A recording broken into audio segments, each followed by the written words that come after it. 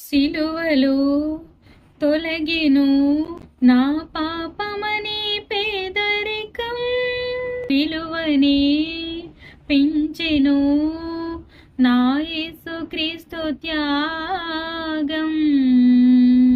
పరిశుద్ధతను ఐశ్వర్యం కృప ద్వారా ఇక నా సొంతం, పాపాత్ముడు అను దారిద్ర్యం తొలగించినది ప్రభు రక్తం.